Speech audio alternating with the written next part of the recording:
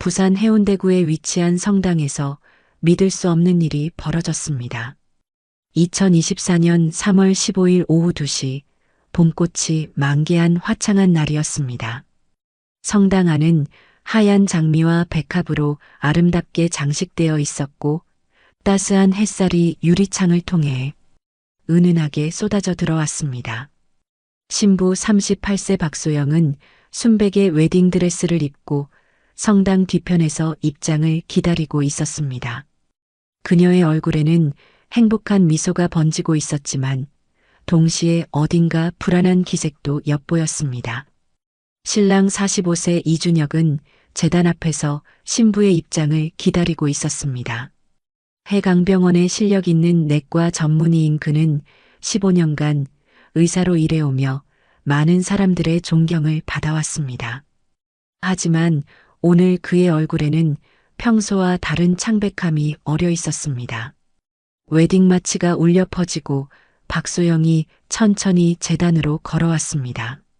하객들은 아름다운 신부의 모습에 감탄했지만 두 사람을 아는 이들은 다소 의외라는 반응을 보였습니다. 의사와 간호사, 7살의 나이 차이, 3개월이라는 짧은 교제 기간, 그리고 무엇보다 이준혁이 평소 신중한 성격임에도 불구하고 갑작스럽게 결혼을 결정한 점이 많은 이들에게 의아함을 주었습니다. 신부와 신랑이 제단 앞에서 마주 선 순간 이준혁이 박소영의 손을 잡았습니다. 그의 손은 차갑고 떨리고 있었습니다. 괜찮으세요?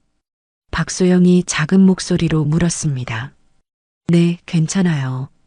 당신과 함께라면 무엇이든 괜찮아요.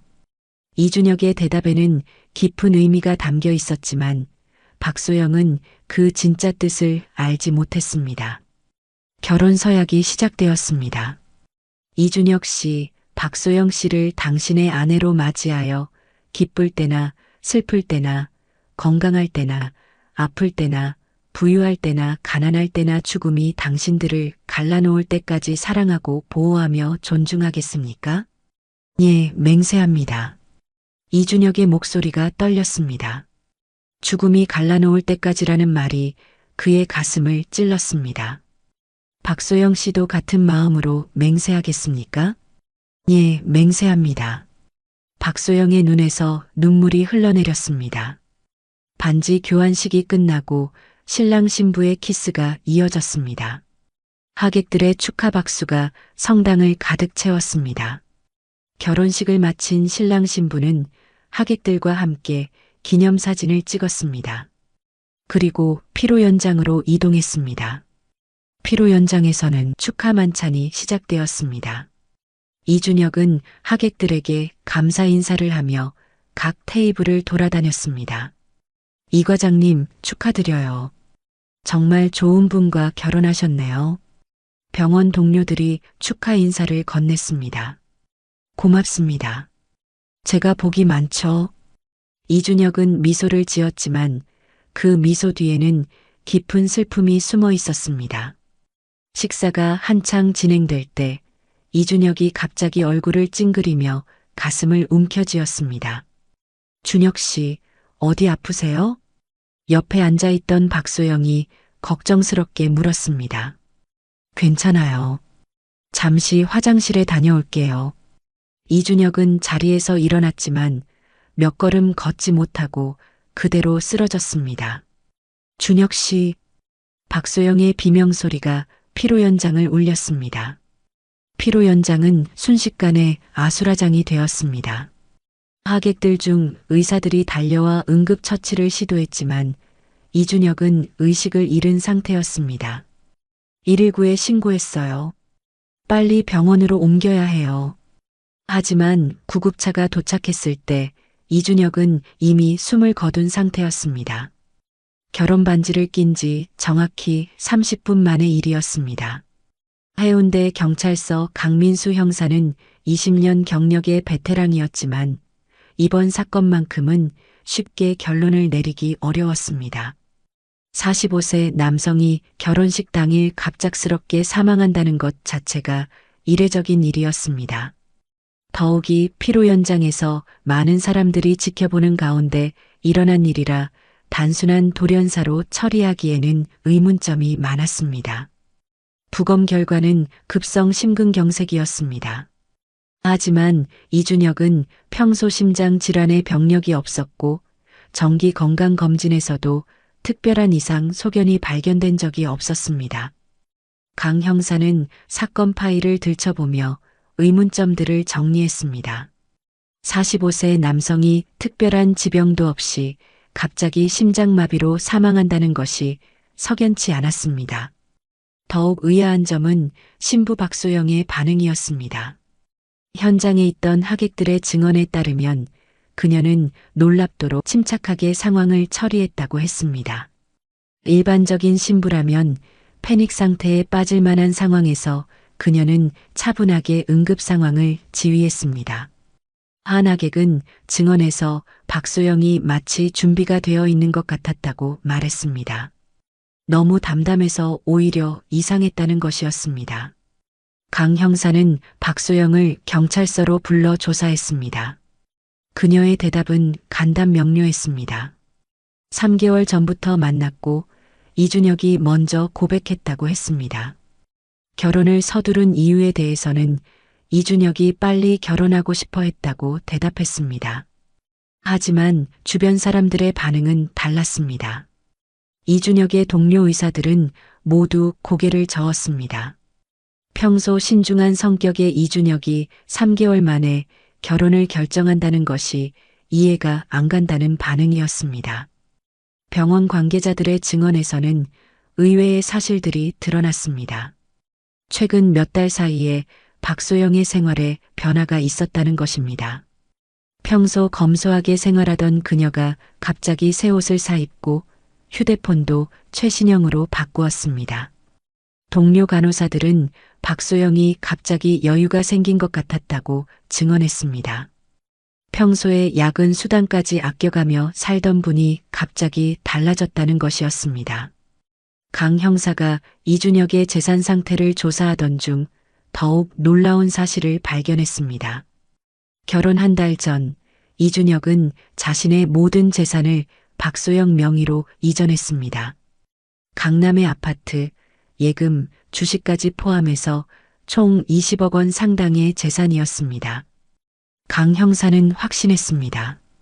이것은 일반적인 결혼 준비가 아니라 뭔가 계획적인 냄새가 난다고 생각했습니다. 그날 저녁 강 형사는 박소영의 집을 찾았습니다. 부산 서구의 오래된 다세대 주택에 위치한 소박한 집이었습니다. 박소영은 검은 상복을 입고 있었습니다. 그녀의 얼굴에는 깊은 슬픔이 어려 있었지만 여전히 침착했습니다. 하지만 강 형사의 날카로운 질문에 박소영은 더 이상 대답하지 않았습니다. 그녀는 고개를 숙이고 조용히 눈물만 흘렸습니다. 강 형사가 이준혁의 건강상 문제에 대해 묻자 박소영은 남편이 항상 건강하다고 했다고 대답했습니다. 하지만 강 형사의 의혹은 더욱 깊어졌습니다. 급작스러운 결혼, 재산 이전, 그리고 신랑의 갑작스러운 죽음. 모든 것이 너무 계획적으로 보였습니다. 그날 밤 강 형사는 사무실에서 밤을 새웠습니다. 이 사건에는 분명히 숨겨진 진실이 있었습니다.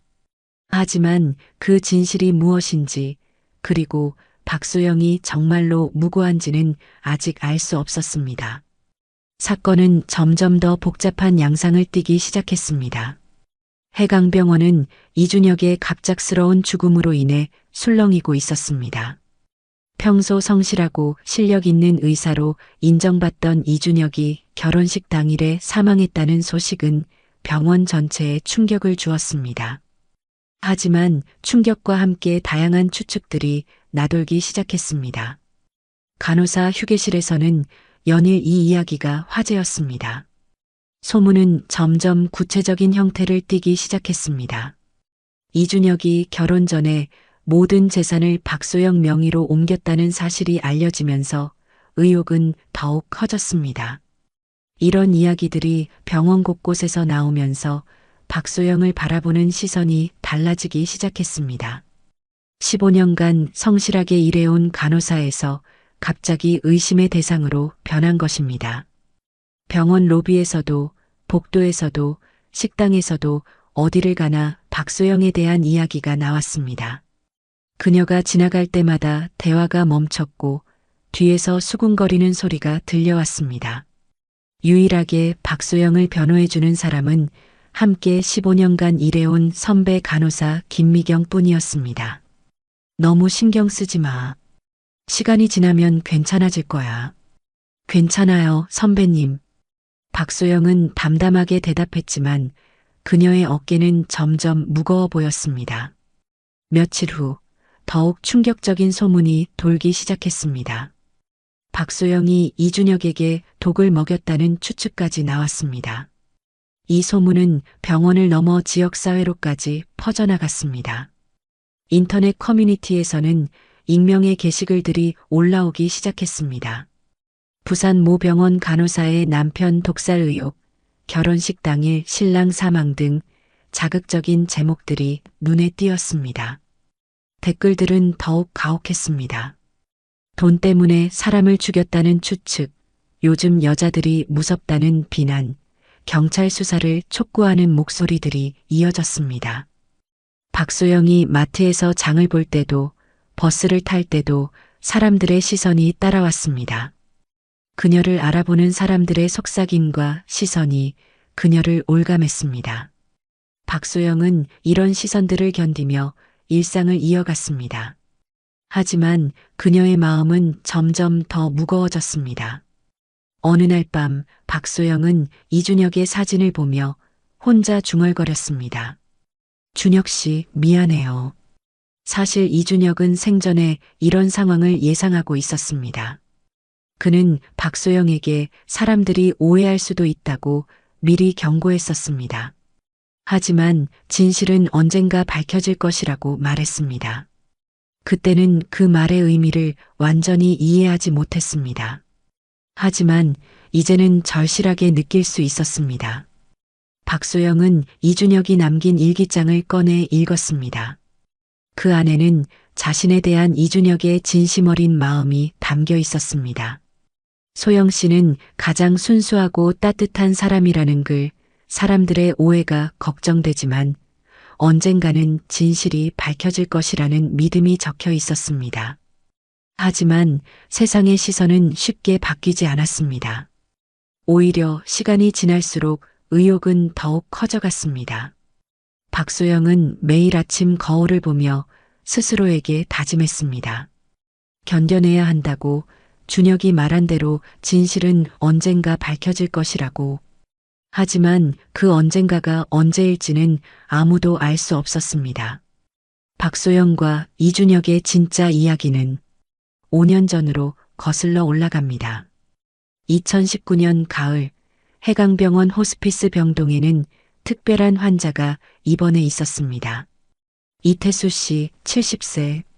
말기 폐암으로 시한부 선고를 받은 그는 이준혁의 아버지였습니다. 이준혁은 아버지의 병실을 매일 찾았지만 바쁜 의사 일정으로 인해 충분한 시간을 할애하기는 어려웠습니다. 그는 아버지에게 최선의 치료와 간병을 받게 해드리고 싶었지만 현실적인 한계가 있었습니다. 그때 이태수 씨를 전담으로 돌보게 된 간호사가 바로 박소영이었습니다. 박소영은 15년 경력의 베테랑 간호사였습니다. 38세의 나이에도 불구하고 그녀의 얼굴에는 환자들을 대하는 따뜻함이 있었습니다. 특히 말기 환자들을 돌보는 일에 남다른 정성을 쏟는 것으로 병원에서 유명했습니다. 이태수 씨는 처음에는 낯선 간병에 어색해했지만 박소영의 세심한 배려에 점점 마음을 열기 시작했습니다. 그녀는 단순히 업무적인 간병이 아니라 진심으로 환자를 위하는 마음으로 돌봤습니다. 박소영의 개인적인 사정도 이태수 씨의 마음을 움직였습니다. 그녀는 10년 전 약혼자를 교통사고로 잃었습니다. 결혼을 3개월 앞두고 일어난 비극이었습니다. 그 이후 그녀는 다른 사람과의 연애를 생각해 본 적이 없었습니다. 현재 박소영은 치매에 걸린 어머니를 요양병원에 모시고 있었습니다. 어머니의 요양비를 벌기 위해 밤낮으로 일하는 것이 그녀의 일상이었습니다. 정규 근무 외에도 개인 간병을 자주 맡아서 하는 이유였습니다. 이태수 씨는 박소영을 정말 친딸처럼 여겼습니다. 야간 근무가 아닌 날에도 병실에 들러서 그의 상태를 확인했고 그가 불편해하지 않도록 세심하게 돌봤습니다. 이태수 씨의 상태가 악화되면서 그는 점점 더 박소영에게 의존하게 되었습니다. 다른 간호사가 오면 불안해하며 박소영만을 찾았습니다. 이준혁도 아버지의 변화를 눈치챘습니다. 박소영이 아버지를 돌보는 모습을 보며 깊은 감동을 받았습니다. 그녀는 단순히 업무가 아니라 진심으로 아버지를 돌보고 있었습니다. 이준혁이 개인적으로 추가 비용을 지불하겠다고 제안했지만 박소영은 정중히 거절했습니다. 어르신이 편안해 하시는 것이 더 중요하다는 것이 그녀의 대답이었습니다. 박소영은 때로는 자신의 돈으로 이태수 씨가 좋아하는 음식을 사다가 드리기도 했습니다. 호두과자를 좋아한다는 말을 기억해 두었다가 직접 사서 가져다 드리는 것이었습니다. 이태수 씨의 병세가 더욱 악화되면서 그는 박소영에게 자신의 과거 이야기를 들려주기 시작했습니다. 젊었을 때 정말 가난했던 이야기, 어떻게 고생해서 아들을 의사로 키웠는지에 대한 이야기였습니다. 그런데 그 이야기 중에서 놀라운 사실이 드러났습니다. 이준혁이 의사가 될 수 있도록 도와준 은인이 있었다는 것이었습니다. 박정호라는 분이 우리 동네에서 작은 약국을 운영하시면서 이준혁의 학비를 대주었다는 것이었습니다. 박소영은 그 이름을 듣는 순간 심장이 멎는 것 같았습니다. 그분은 제 아버지예요. 이태수 씨는 깜짝 놀랐습니다. 박정호 선생님이 박소영의 아버지라는 사실을 믿을 수 없었습니다. 박소영은 아버지의 이야기를 들려주었습니다. 박정호는 작은 약국을 운영하면서도 어려운 학생들을 도와주는 것으로 유명했습니다. 그는 자신의 수입의 상당 부분을 장학금으로 내놓았습니다. 그리고 딸에게도 의료인이 되라고 권해서 박소영이 간호사가 되었습니다. 이태수 씨는 눈물을 흘렸습니다. 은인의 딸이 바로 자신을 돌봐주고 있다는 사실이 믿어지지 않았습니다. 이것이 단순한 우연일까 아니면 운명일까 하는 생각이 들었습니다. 그날 밤 이태수 씨는 이준혁을 불렀습니다. 아들에게 박소영이 박정호의 딸이라는 사실을 알려주었습니다. 이준혁은 충격을 받았습니다. 자신이 의사가 될 수 있게 도와주신 분의 딸이 지금 아버지를 돌봐주고 있다는 사실이 믿어지지 않았습니다. 박정호 선생님이 없었다면 자신은 의사가 될 수 없었습니다. 가난한 집안에서 태어난 그에게 의대 등록금은 하늘의 별 따기였으니까요. 그런데 그분의 딸이 지금 아버지를 돌봐주고 있다니 이것은 단순한 우연이 아니라 운명 같은 것이었습니다. 이준혁은 그날 밤 잠을 이루지 못했습니다. 박소영을 새로운 시선으로 바라보기 시작했습니다. 단순히 간호사가 아니라 자신의 은인의 딸로 말입니다. 이태수 씨의 마지막 날들은 박소영의 헌신적인 간병 덕분에 평화로웠습니다. 운명적인 인연을 알게 된 후 이준혁은 박소영을 더욱 특별한 시선으로 바라보기 시작했습니다. 그녀는 단순히 아버지를 돌봐주는 간호사가 아니라 자신의 가족에게 큰 은혜를 받은 소중한 존재였습니다. 이태수 씨는 생애의 마지막 순간까지 박소영에 대한 감사를 표현했습니다. 준혁아, 소영 씨를 꼭 행복하게 해주어라. 아버지, 그 아이는 우리 가족 같은 존재야. 약속해라. 이태수 씨가 세상을 떠난 후 이준혁과 박소영의 관계는 새로운 국면을 맞았습니다. 이준혁은 박소영의 헌신적인 간병에 깊은 감동을 받았습니다.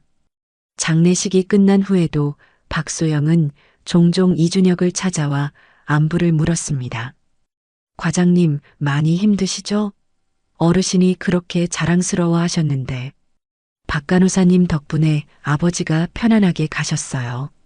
정말 고맙습니다. 이준혁 역시 박소영에 대한 감정이 변화하고 있음을 느꼈습니다. 처음에는 감사한 마음이었지만 시간이 지날수록 그것은 깊은 애정으로 발전했습니다. 몇 달 후 이준혁은 박소영에게 정식으로 마음을 표현했습니다. 소영 씨, 당신을 좋아하게 됐어요. 과장님, 저는 처음에는 감사한 마음이었는데 이제는 정말 사랑하게 됐어요. 박소영은 당황했지만 그녀 역시 이준혁에게 호감을 느끼고 있었습니다. 하지만 사회적 지위의 차이 때문에 망설였습니다.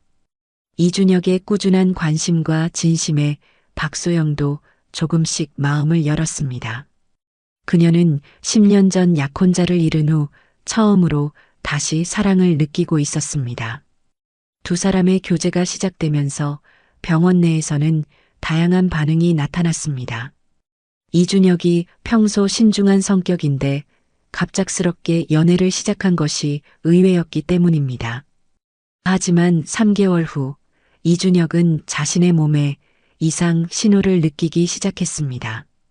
쉽게 피로해지고 가끔 복부에 통증이 있었습니다. 하지만 그는 자신의 병원에서 검사를 받을 수 없었습니다. 박소영이 알게 될 위험이 있었기 때문입니다. 이준혁은 의대 동기였던 박민준에게 조심스럽게 연락했습니다. 박민준은 현재 삼성서울병원에서 종양내과 전문의로 일하고 있었습니다. 민준아, 개인적으로 부탁이 하나 있는데. 이준혁은 박민준에게 아무에게도 알리지 말고 비밀리에 검사를 받고 싶다고 했습니다. 같은 병원에서 일하는 좋아하는 사람이 있는데 그 사람이 알까봐 걱정된다고 설명했습니다. 박민준은 처음에는 이상하게 생각했지만 이준혁의 간절한 부탁을 들어주기로 했습니다. 이준혁은 가명으로 병원에 등록하고 모든 비용을 현금으로 결제했습니다. 김준수라는 이름으로 각종 검사를 받았습니다. 며칠 후 나온 결과는 충격적이었습니다. 말기 췌장암입니다. 이미 간으로 전이된 상태고 길어야 6개월 정도로 보입니다. 치료 방법은 없을까? 항암 치료를 시도해 볼 수는 있지만 효과를 기대하기는 어렵습니다. 45세의 나이에 받은 갑작스러운 사형 선고였습니다. 이준혁은 항암 치료를 거부했습니다. 대신 통증 관리만 하기로 했습니다. 박소영에게 자신의 상태를 들키지 않기 위해서였습니다. 이준혁은 며칠간 극심한 혼란에 빠져 있었습니다. 자신의 죽음보다 더 걱정되는 것은 박소영의 미래였습니다. 이준혁의 머릿속에 한 가지 계획이 떠올랐습니다. 자신의 병을 숨기고 박소영과 결혼한 후 모든 재산을 그녀에게 남겨주는 것이었습니다. 이준혁에게는 15년간 의사로 일하면서 모은 상당한 재산이 있었습니다. 총 20억 원 정도의 재산이면 박소영이 평생 어머니 요양비 걱정 없이 살 수 있을 것이었습니다. 하지만 이 계획에는 큰 위험이 따랐습니다. 급작스러운 결혼과 신랑의 갑작스러운 죽음은 충분히 의심받을 만한 상황이었습니다. 그럼에도 불구하고 이준혁은 결심했습니다. 변호사를 찾아가 유언장을 작성하고 모든 재산을 박소영 명의로 이전하는 절차를 밟기 시작했습니다. 동시에 그는 박소영에게 프로포즈할 준비를 했습니다. 하지만 자신의 병에 대해서는 철저히 비밀로 했습니다. 어느 날 저녁 이준혁은 박소영을 불렀습니다. 소영 씨, 나와 결혼해 주세요. 갑자기 왜 이런 말씀을? 당신과 함께 인생을 마무리하고 싶어요. 빨리 결혼하고 싶어요. 박소영은 이준혁의 간절한 눈빛에 결국 고개를 끄덕였습니다. 네, 좋아요. 이준혁의 마음속에는 죄책감과 사랑이 교차했습니다. 박소영을 속이는 것은 괴로웠지만 그녀의 미래를 생각하면 다른 선택은 없었습니다. 결혼을 결정한 후 이준혁은 모든 것을 치밀하게 준비하기 시작했습니다. 먼저 그는 자신의 병에 대해 철저히 비밀을 유지했습니다. 이미 진단을 받은 상태였지만 박소영에게는 물론 병원 동료들에게도 알리지 않았습니다. 서울 출장이라는 명목으로 박민준을 통해 통증 관리 치료만 받았습니다. 박소영에게는 더욱 다정하게 대했습니다. 그녀가 의심하지 않도록 평소와 다름없이 행동하려고 노력했습니다. 요즘 서울 출장이 많으시네요. 새로운 의료 장비 도입 때문에 회의가 많아졌어요. 결혼 후에는 줄일 생각이에요. 너무 무리하지 마세요. 몸이 제일 중요해요. 박소영의 걱정 어린 말에 이준혁의 가슴이 아렸습니다. 그녀가 자신의 진짜 상태를 안다면 얼마나 충격을 받을까 생각하니 마음이 무거웠습니다. 한편 이준혁은 법무팀과 만나 재산 정리를 서둘렀습니다. 모든 재산을 부인 명의로 이전하시겠다고요? 네, 결혼과 동시에 처리해 주세요. 보통은 일부만 이전하시는데 혹시 특별한 이유가 있으신가요? 아내를 완전히 신뢰하거든요. 변호사는 의아해했지만 이준혁의 의지가 확고해 절차를 진행했습니다. 동시에 이준혁은 진실을 담은 여러 개의 편지를 작성했습니다. 박소영에게 보내는 편지, 경찰에게 보내는 편지, 병원 동료들에게 보내는 편지. 자신의 죽음 후 박소영이 오해받지 않도록 하기 위한 준비였습니다. 박소영은 이준혁의 급작스러운 결혼 제안과 빠른 준비에 다소 당황했지만 그의 진심을 믿기로 했습니다. 준혁 씨, 정말 서두르지 않아도 되는데요. 좋은 사람은 빨리 잡아야 해요. 다른 남자가 소영 씨를 뺏어갈까봐 걱정돼요. 이준혁의 농담에 박소영은 웃었지만 그의 눈빛에서 뭔가 절박함을 느꼈습니다. 결혼 준비 과정에서 박소영은 이준혁의 변화를 조금씩 눈치채기 시작했습니다. 평소보다 쉽게 피곤해하고 가끔 얼굴이 창백해지는 것을 보았습니다. 하지만 이준혁이 이미 자신의 상태를 알고 있다는 것은 전혀 모르고 있었습니다. 준혁 씨, 많이 피곤해 보이세요. 혹시 어디 아픈 곳은 없으세요? 괜찮아요. 결혼 준비랑 병원 일 때문에 좀 바쁜 것뿐이에요. 그래도 한번 제대로 검진 받아보시는 게 정말 괜찮아요. 걱정하지 마세요. 이준혁은 박소영의 걱정을 애써 달랬습니다. 자신이 이미 모든 것을 알고 있다는 사실을 숨기면서 말입니다. 결혼식 전날 밤 이준혁은 혼자서 마지막 편지를 작성했습니다. 사랑하는 소영 씨에게 이 편지를 읽고 있다면 나는 이미 당신 곁을 떠났을 것입니다. 미안해요. 당신을 속였다는 것이 가장 괴로웠습니다. 하지만 당신이 동정심으로 나와 결혼하는 것을 원하지 않았어요. 나의 마지막 사랑이 순수하기를 바랐습니다. 편지를 쓰면서 이준혁의 눈에서 눈물이 흘러내렸습니다. 결혼식 당일 아침 이준혁은 거울을 보며 자신에게 말했습니다. 오늘 하루만 버티자. 소영 씨에게 가장 아름다운 추억을 만들어주자. 그는 진통제를 복용하고 성당으로 향했습니다.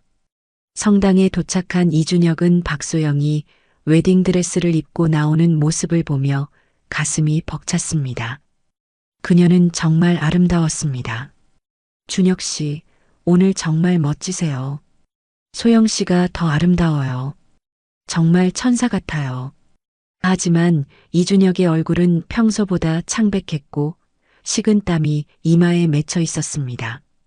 괜찮으세요? 얼굴이 안 좋아 보이는데. 긴장해서 그래요. 평생 한 번뿐인 결혼식이니까요. 결혼식이 시작되었습니다. 이준혁은 모든 통증을 참아가며 박소영과의 마지막 시간을 소중히 보냈습니다. 서약식에서 그의 목소리는 떨렸지만 진심이 담겨 있었습니다. 죽음이 우리를 갈라놓을 때까지 사랑하겠습니다. 이 말을 하는 순간 이준혁은 자신의 죽음이 이미 코앞에 다가와 있다는 것을 절실히 느꼈습니다. 피로 연장에서 이준혁은 하객들에게 인사를 다니며 마지막 인사를 나누었습니다. 하지만 시간이 지날수록 통증은 더욱 심해졌습니다. 그리고 마침내 그 순간이 왔습니다. 이준혁은 가슴을 움켜쥐며 쓰러졌습니다. 준혁 씨, 박소영의 절규가 피로 연장을 울렸습니다. 하지만 이미 너무 늦었습니다. 이준혁은 박소영의 손을 잡고 마지막 말을 남겼습니다. 사랑해요, 소영 씨. 행복하게 살아요. 그렇게 이준혁의 마지막 사랑은 끝이 났습니다. 이준혁의 죽음으로부터 한 달이 지났지만 강민수 형사는 여전히 이 사건에 의문을 품고 있었습니다. 박소영에 대한 의혹은 쉽게 지워지지 않았습니다. 급작스러운 결혼, 재산 이전, 그리고 신랑의 갑작스러운 죽음. 모든 것이 너무 계획적으로 보였습니다.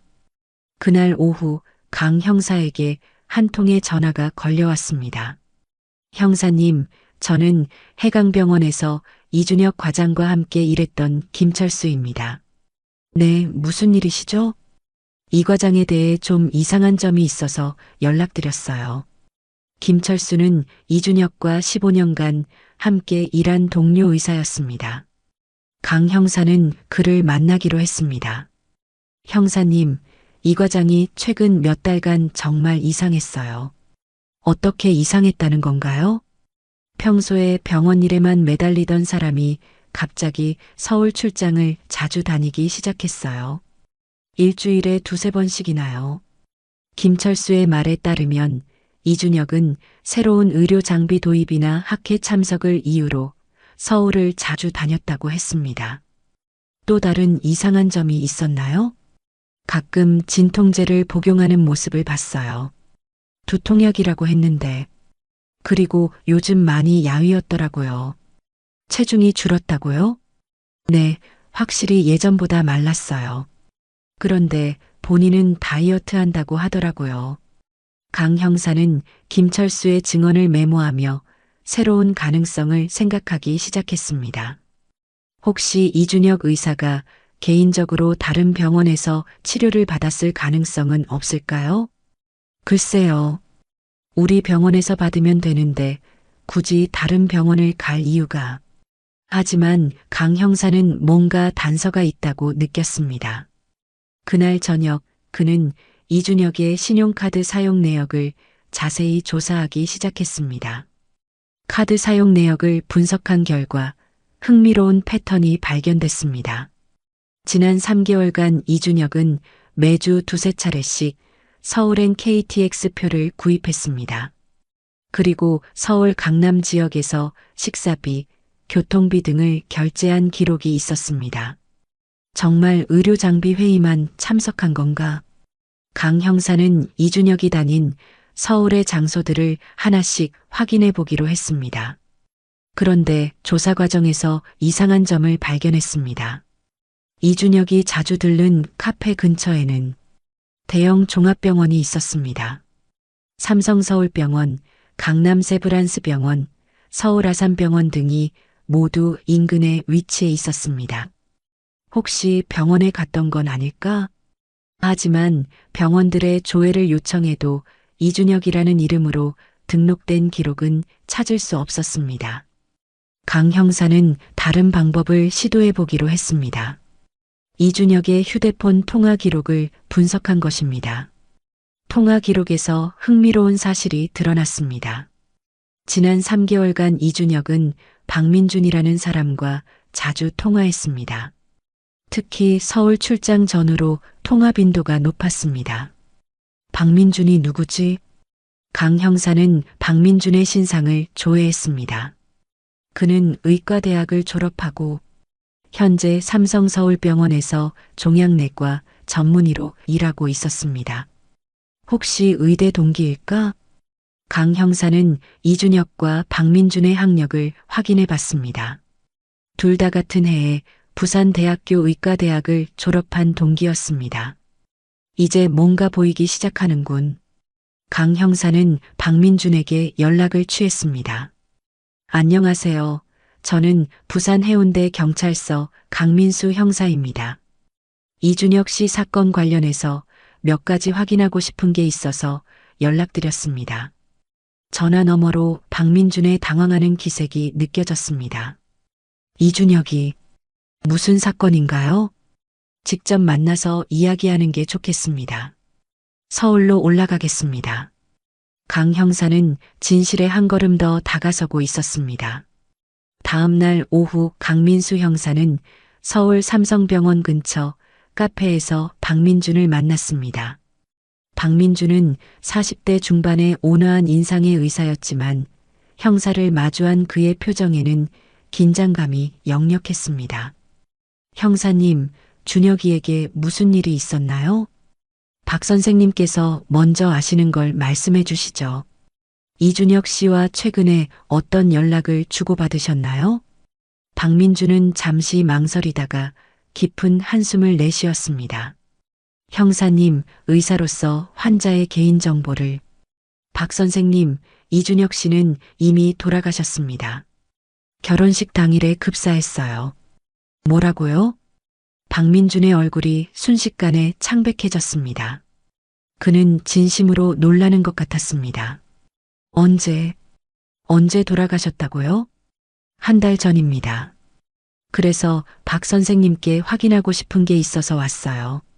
박민준은 한동안 말을 하지 못했습니다. 그의 눈에서 눈물이 흘러내리기 시작했습니다.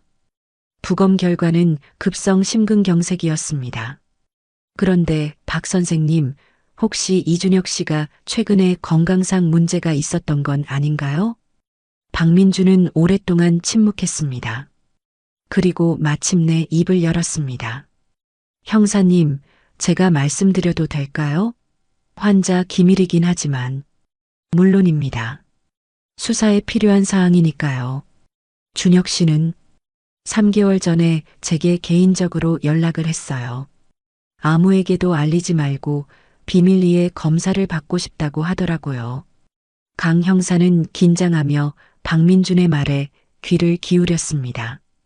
왜 비밀리에 검사를 받고 싶다고 했나요? 처음에는 저도 이상하다고 생각했어요.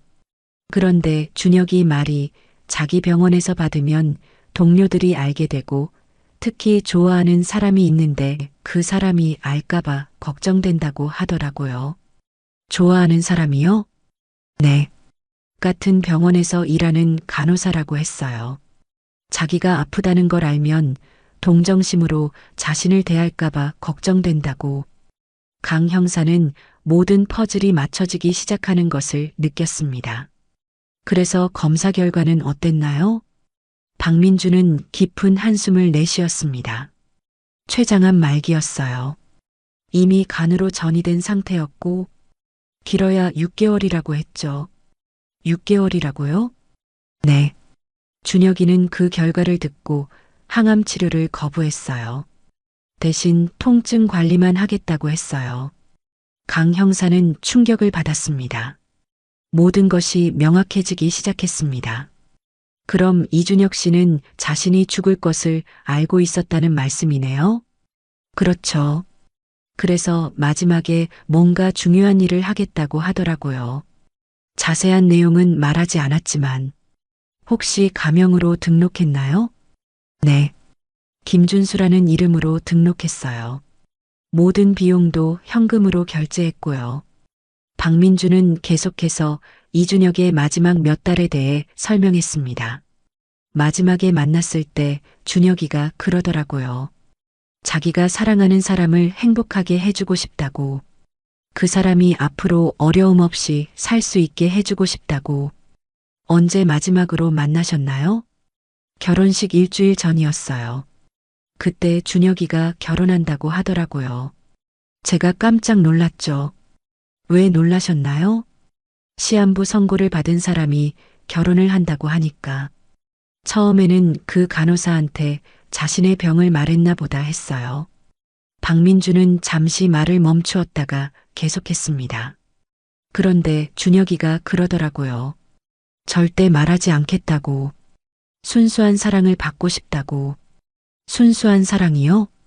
네. 동정심이나 의무감이 아닌 진짜 사랑을 받고 싶다고 했어요. 그리고 자신이 죽은 후에 그 사람이 경제적으로 어려움이 없도록 모든 준비를 해놨다고 하더라고요. 강 형사는 이제 모든 것을 이해했습니다. 이준혁의 급작스러운 결혼, 재산 이전, 그리고 결혼식 당일의 죽음까지. 박 선생님, 이 내용을 공식적으로 증언해 주실 수 있나요? 물론입니다. 준혁이를 위해서라면. 박민주는 눈물을 흘리며 말했습니다. 형사님, 준혁이는 정말 좋은 사람이었어요. 마지막까지 다른 사람을 생각하는. 강 형사는 마침내 이 사건의 진실을 알게 되었습니다. 이것은 범죄가 아니라 한 남자의 마지막 사랑이었습니다. 서울에서 돌아온 강민수 형사는 즉시 박소영에게 연락했습니다. 박소영 씨, 경찰서로 나와주세요. 중요한 이야기가 있습니다. 또 무슨 일인가요? 전화 너머 박소영의 목소리에는 피로감이 묻어 있었습니다. 한 달 넘게 계속된 의혹과 시선에 지쳐 있는 상태였습니다. 이번에는 좋은 소식입니다. 좋은 소식이요? 네, 직접 와서 들으시는 게 좋겠어요. 박소영이 경찰서에 도착했을 때 강 형사의 표정은 전과 완전히 달랐습니다. 의욕에 찬 날카로운 눈빛 대신 따뜻하고 미안한 표정이었습니다. 박소영 씨, 먼저 사과드리고 싶습니다. 사과요? 무슨? 남편분에 대한 진실을 알게 됐습니다. 강 형사는 조심스럽게 서울에서 알아낸 모든 사실을 설명했습니다. 이준혁의 비밀 검진 말기 췌장암 진단, 그리고 박소영을 보호하기 위해 비밀로 한 이유까지. 박소영은 처음에는 믿을 수 없다는 표정이었습니다. 준혁 씨가 아프셨다고요? 네, 말기 췌장암이었습니다. 시한부 선고를 받은 상태였어요. 그럼 저와 결혼한 이유가?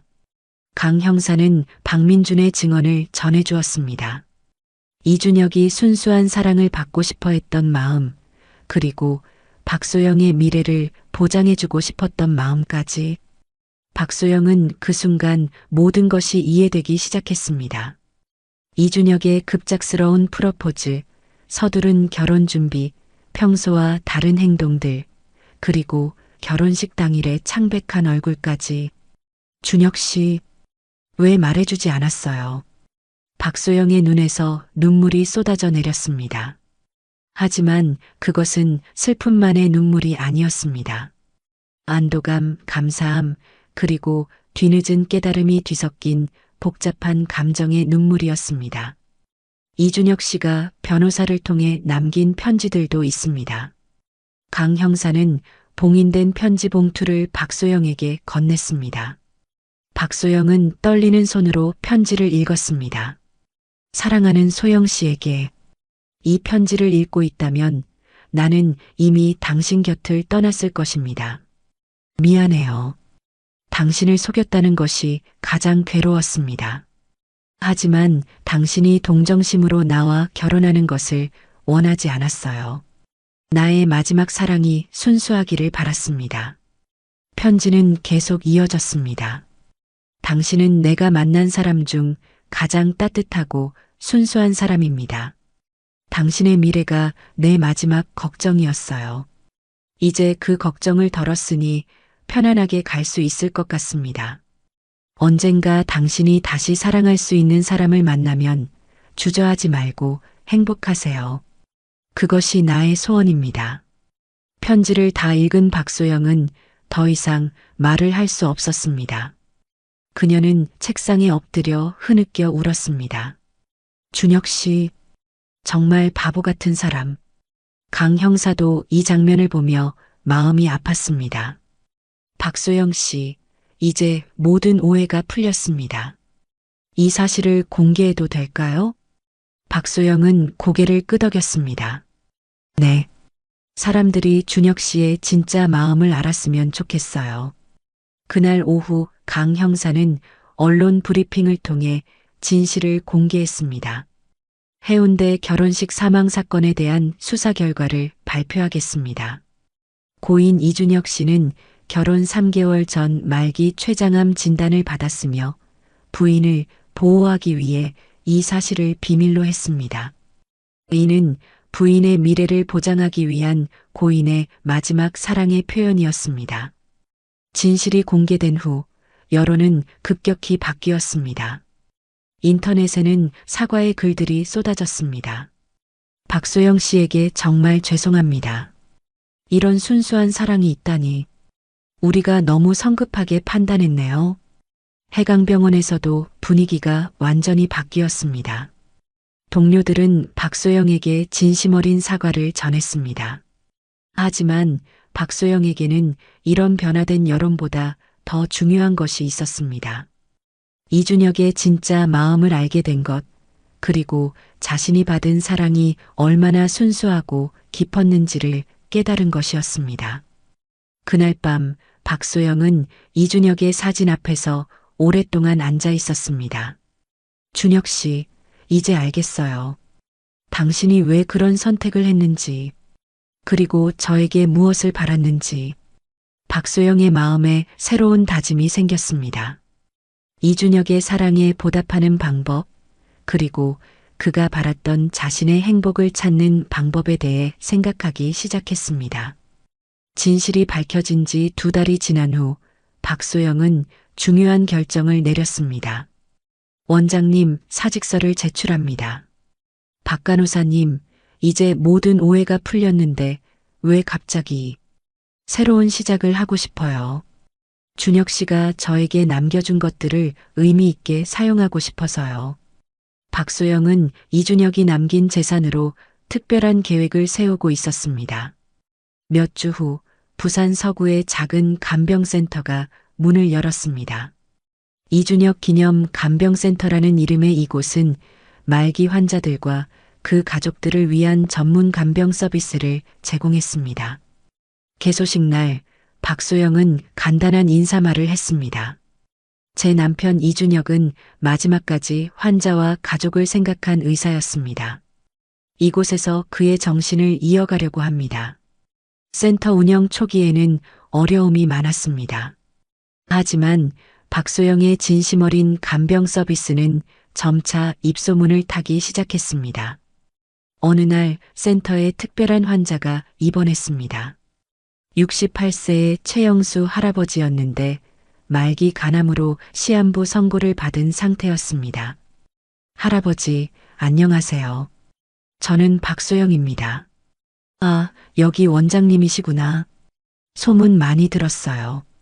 최영수 할아버지는 박소영을 보자마자 친근하게 인사했습니다. 며칠 지나지 않아 박소영은 최영수 할아버지에게서 특별함을 발견했습니다. 다른 환자들과 달리 그는 자신의 병에 대해 매우 담담했고 오히려 다른 사람들을 위로해주는 모습을 보였습니다. 원장님, 요즘 많이 힘들어 보이시네요. 아니에요, 괜찮아요. 원장님 같은 분이 왜 이런 일을 하게 됐는지 궁금해요. 분명 특별한 이유가 있을 것 같은데. 박소영은 처음으로 다른 사람에게 자신의 이야기를 들려주었습니다. 이준혁과의 만남, 그의 죽음, 그리고 뒤늦게 알게 된 진실까지. 그 의사 선생님이 정말 원장님을 사랑했나 보네요. 네, 그런 것 같아요. 그런데 원장님은 아직도 힘들어 하시는군요. 최영수 할아버지의 날카로운 관찰에 박소영은 놀랐습니다. 저는 괜찮아요. 원장님, 제가 오래 살아보니까 사람 마음이 보여요. 원장님은 자책하고 계시는 것 같아요. 자책이요? 그 의사 선생님이 혼자 모든 걸 감당하게 했다고 생각하시는 거 아닌가요? 할아버지의 말이 전곡을 찔렀습니다. 박소영은 이준혁의 진실을 알게 된 후 계속해서 자책하고 있었습니다. 저도 함께 싸울 수 있었는데 저 때문에 준혁 씨가 혼자 모든 걸 견뎠다고 생각하니까. 원장님, 그 의사 선생님이 그런 선택을 한 이유가 뭘까요? 저를 보호하려고 했다고 하던데요. 그럼 원장님이 자책하시는 게 그분이 원하는 일일까요? 최영수 할아버지의 질문에 박소영은 할 말을 잃었습니다. 그분이 원장님께 바란 건 행복이었을 텐데 원장님이 계속 자책하시면 그분이 기뻐하실까요? 하지만 원장님, 진정한 사랑은 상대방의 행복을 바라는 거예요. 그분의 사랑에 보답하고 싶으시면 행복해지세요. 할아버지의 말은 박소영의 마음 깊숙이 와 닿았습니다. 그날 밤 박소영은 오랜만에 이준혁의 사진을 보며 미소를 지었습니다. 준혁 씨, 할아버지 말이 맞는 것 같아요. 제가 행복해지는 게 당신에 대한 진짜 보답이겠죠.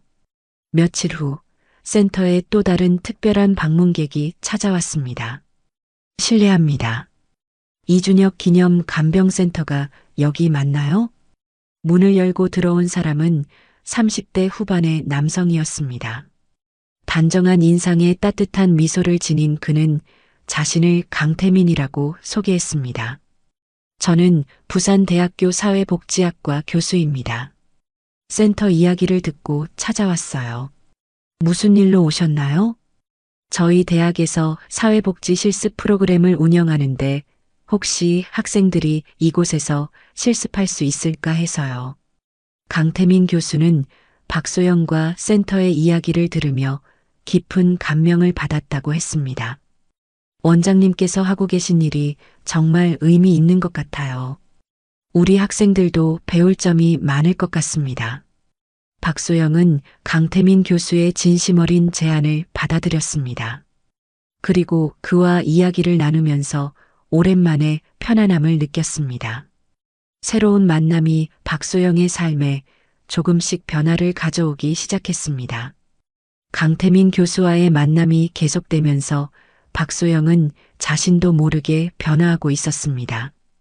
매주 수요일마다 강 교수는 학생들과 함께 센터를 방문했습니다. 처음에는 단순한 실습 지도였지만 점차 박소영과 깊은 대화를 나누게 되었습니다. 원장님, 오늘도 새벽부터 나오셨네요? 센터의 간병사 김영희가 걱정스럽게 물었습니다. 박소영은 매일 새벽 5시에 센터에 나와서 밤 10시가 넘어서야 집에 돌아갔습니다. 박소영은 환자분들이 걱정되어서 그렇다고 대답했지만 사실은 바쁘게 일하는 것이 유일한 위안이었습니다. 가만히 있으면 이준혁 생각이 너무 많이 났기 때문입니다. 어느 날 오후 학생들이 돌아간 후 강 교수가 조심스럽게 물었습니다. 원장님, 남편분을 잃으신 후에도 이렇게 다른 사람들을 돌보신다는 게 정말 대단해요. 어떻게 그런 힘을 내시는지 궁금해서요. 박소영은 잠시 창밖을 바라보며 생각에 잠겼습니다. 처음에는 죄책감 때문이었다고 말했습니다.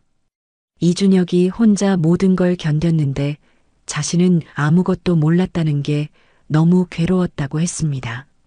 지금은 어떠세요? 지금은 이게 준혁 씨가 바란 일이라는 걸 알겠어요. 강 교수는 박소영의 이야기를 들으며 깊이 감동했습니다. 한편 최영수 할아버지의 상태는 점점 악화되고 있었습니다. 하지만 그는 마지막까지 다른 사람들을 걱정했습니다. 원장님, 나 때문에 너무 힘들어하지 마세요. 그 대신 부탁이 하나 있어요. 원장님, 꼭 행복하세요. 며칠 후 최영수 할아버지는 박소영이 지켜보는 가운데 평화롭게 세상을 떠났습니다.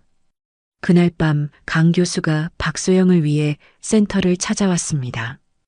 박소영이 괜찮은지 걱정되어서 왔다고 했습니다. 박소영은 예전에는 환자분이 돌아가시면 제 마음도 너무 아팠는데 이제는 다르게 생각한다고 말했습니다. 어떻게요? 그분들이 마지막 순간까지 사랑받으며 지낼 수 있게 해드리는 게 제 역할이라고 생각해요. 강 교수는 박소영의 성숙해진 모습에 감동했습니다.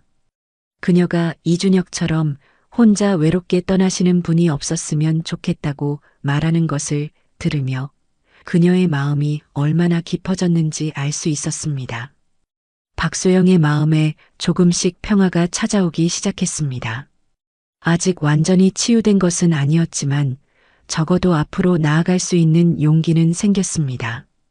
센터 개소 6개월 후 박소영에게 예상치 못한 연락이 왔습니다. 박소영 씨, 저는 김 변호사 사무소의 김준호 변호사입니다. 고인 이준혁 씨와 관련해서 만나 뵙고 싶은 일이 있어서 연락드렸습니다. 전화를 받은 박소영은 무슨 일인지 궁금해했지만 변호사는 직접 만나서 말씀드리는 게 좋겠다고 했습니다. 다음 날 박소영은 변호사 사무실을 찾았습니다. 박소영 씨, 이준혁 씨가 특별한 조건부 유언을 남겨두셨어요. 조건부 유언이요? 김 변호사는 이준혁이 부인이 센터를 설립해서 6개월 이상 운영하시면 공개하라고 하신 편지가 있다고 설명했습니다. 박소영은 떨리는 마음으로 이준혁의 마지막 편지를 받아들었습니다. 사랑하는 소영 씨에게 이 편지를 읽고 있다면 당신이 나의 뜻을 이어 의미 있는 일을 하고 있다는 뜻이겠죠. 정말 기쁩니다. 편지를 읽으며 박소영은 놀라움을 감추지 못했습니다. 이준혁에게는 자신에게 말하지 못한 마지막 비밀이 하나 더 있었다는 내용이었습니다. 당신의 아버지 박정호 선생님이 나를 도와주신 것처럼 나도 누군가를 도와주고 있었습니다. 지난 10년간 나는 익명으로 어려운 학생들에게 장학금을 지원해 왔어요.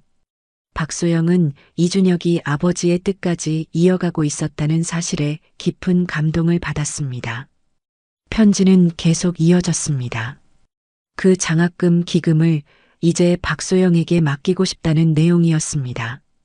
이준혁의 이름이 아닌 박정호 이준혁 기념교육기금이라는 이름으로 계속 이어가달라는 부탁이었습니다.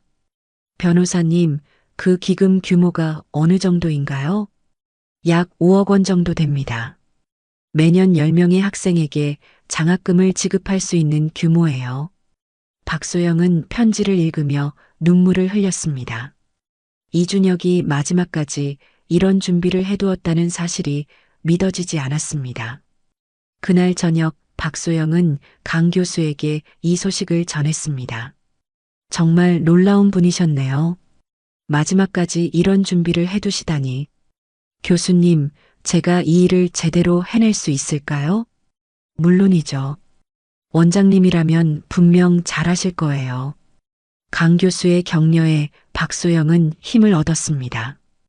이준혁이 남긴 마지막 숙제를 잘 완수해야겠다는 다짐을 했습니다.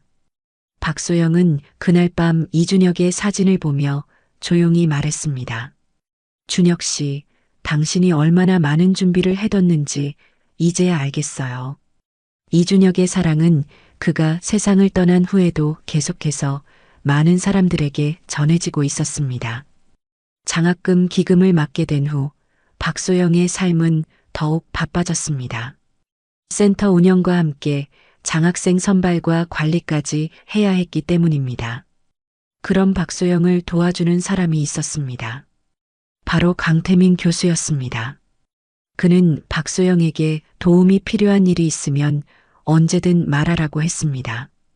박소영이 바쁠 텐데 괜찮겠느냐고 걱정하자 강 교수는 오히려 이런 의미 있는 일에 참여할 수 있어서 감사하다고 말했습니다. 두 사람은 함께 장학생을 선발하고 센터 운영 방안을 논의하며 점점 가까워졌습니다. 어느 날 강 교수가 조심스럽게 말했습니다. 원장님, 개인적인 질문 하나 드려도 될까요? 저와 친구가 되어주실 수 있을까요? 박소영은 강 교수의 진심 어린 눈빛을 보며 미소를 지었습니다. 이미 친구라고 생각하고 있었다고 대답했습니다. 시간이 흐르면서 박소영과 강 교수의 관계는 더욱 깊어졌습니다. 강 교수는 박소영의 과거를 모두 이해하고 받아들였고 박소영도 그의 따뜻한 마음에 점점 의지하게 되었습니다. 어느 날 강 교수가 박소영에게 조심스럽게 마음을 표현했습니다. 처음에는 존경하는 마음이었지만 이제는 더 특별한 감정을 느끼고 있다고 말했습니다. 박소영은 당황했습니다. 아직 이준혁에 대한 그리움이 크게 남아있는 상황이었기 때문입니다. 교수님, 저는 아직 괜찮아요. 제가 성급했나 봐요. 아니에요. 그런 게 아니라 저는 준혁 씨를 잊을 수가 없어요. 강 교수는 박소영의 마음을 이해한다며 고개를 끄덕였습니다. 저도 이준혁 씨를 존경해요.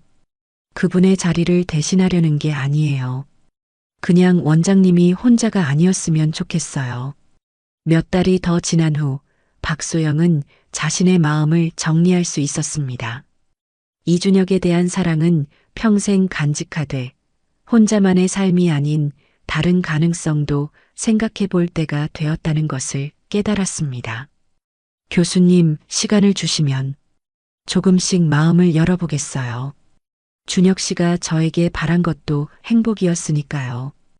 강 교수는 박소영의 솔직한 마음에 감동했습니다. 그는 천천히 기다리겠다고, 박소영이 편안해할 때까지 기다리겠다고 약속했습니다. 두 사람은 그렇게 천천히 조심스럽게 새로운 관계를 시작하기로 했습니다. 사랑이라기보다는 서로를 의지하며 함께 걸어가는 동반자로서 말입니다. 이준혁이 세상을 떠난 지 1년이 지났습니다. 기일을 맞아 박소영은 이준혁의 무덤을 찾았습니다. 이번에는 혼자가 아니었습니다. 강태민 교수와 센터 직원들, 그리고 장학생들이 함께했습니다. 박소영은 이준혁의 묘비 앞에서 지난 1년을 돌아보며 조용히 말했습니다. 많은 분들이 그를 기억하고 있다고, 그의 뜻이 많은 사람들에게 전해지고 있다고 전했습니다. 첫 번째 장학생으로 선발된 김민수 학생이 꽃을 올리며 인사했습니다. 선생님 덕분에 의대에 진학할 수 있게 됐어요. 열심히 공부해서 훌륭한 의사가 되겠습니다. 박소영은 이런 모습을 보며 가슴이 뭉클했습니다. 이준혁의 정신이 이렇게 젊은 세대로 이어지고 있다는 것이 감동적이었습니다. 강 교수가 박소영의 어깨에 손을 얹으며 말했습니다. 이준혁이 정말 기뻐하실 것 같다고, 그분의 사랑이 이렇게 많은 사람들에게 전해지고 있다고 했습니다. 그날 저녁 센터에서 조촐한 추모 행사가 열렸습니다. 이준혁을 기리고 지난 1년간의 센터 활동을 돌아보는 자리였습니다. 박소영은 지난 1년간의 성과를 보고했습니다. 센터에서는 총 50분의 환자분들을 돌봤고 10명의 학생이 장학금을 받아 꿈을 키워가고 있다고 말했습니다. 이 모든 것이 준혁 씨의 마지막 선물 덕분입니다. 참석자들은 박소영의 보고를 들으며 깊이 감동했습니다. 행사가 끝난 후 강 교수가 박소영에게 조용히 말했습니다. 원장님, 정말 많은 일을 해내셨네요. 혼자서는 할 수 없었을 거예요. 교수님을 비롯한 많은 분들이 도와주셔서 가능했어요. 강 교수는 박소영에게 앞으로도 계속 함께 할 수 있겠느냐고 물었습니다. 단순히 센터 일뿐만 아니라 인생에서도 말입니다. 박소영은 잠시 생각에 잠겼습니다. 그리고 조용히 대답했습니다. 네, 함께해요. 준혁 씨도 그걸 원할 거예요. 그날 밤 박소영은 오랜만에 마음 편한 잠에 들었습니다. 이준혁의 사랑에 보답하는 길을 찾았고 그 길 위에서 새로운 희망도 만날 수 있었습니다. 이준혁이 바랐던 박소영의 행복이 조금씩 현실이 되어가고 있었습니다. 비록 완전한 사랑은 아닐지라도 서로를 위로하며 함께 걸어갈 수 있는 동반자를 만난 것만으로도 충분했습니다. 3년 후 이준혁 기념 간병센터는 부산 지역의 대표적인 호스피스 기관으로 자리 잡았습니다. 박소영은 강태민 교수와 좋은 동반자 관계를 유지하며 센터 운영에 헌신하고 있었습니다. 두 사람은 서로를 이해하고 의지하는 소중한 관계를 이어가고 있었습니다. 박소영에게는 이준혁에 대한 그리움이 여전히 남아 있었고 강태민도 그것을 충분히 이해하고 있었습니다. 박정호 이준혁 기념 교육기금을 통해서는 지금까지 50명의 학생이 장학금을 받았습니다. 그중 첫 번째 장학생이었던 김민수는 의대를 졸업하고 센터에서 자원봉사 의사로 활동하고 있었습니다. 어느 날 센터에 새로운 환자가 입원했습니다. 75세의 이태순 할머니였는데 그녀는 말기 위암 진단을 받았습니다. 할머니, 안녕하세요. 저는 박소영입니다. 아이고, 원장님이 직접 나오셨네요. 소문 많이 들었어요. 며칠 후 할머니가 박소영에게 놀라운 이야기를 들려주었습니다. 자신의 아들이 15년 전에 이준혁이라는 의사에게 생명을 구했다는 것이었습니다. 응급실에서 심근경색으로 쓰러졌을 때 그 의사가 밤새 수술해서 살려주었다고 했습니다. 그 선생님이 이 센터를 만든 분이라니 정말 운명 같아요. 박소영은 세상이 정말 좁고 인연이 이어져 있다는 것을 다시 한번 느꼈습니다. 그날 저녁 박소영은 강태민에게 이 이야기를 전했습니다. 강태민은 정말 신기한 인연이라며 이준혁의 선행이 계속 이어지고 있는 것 같다고 말했습니다. 박소영은 창밖을 바라보며 생각에 잠겼습니다. 이준혁이 아버지 박정호의 은혜를 받아 의사가 되었고 그 이준혁이 다시 많은 사람들을 도왔습니다. 그리고 이제 그 정신이 박소영을 통해 더 많은 사람들에게 전해지고 있었습니다. 강 교수님, 지금까지 함께 해주셔서 정말 감사해요.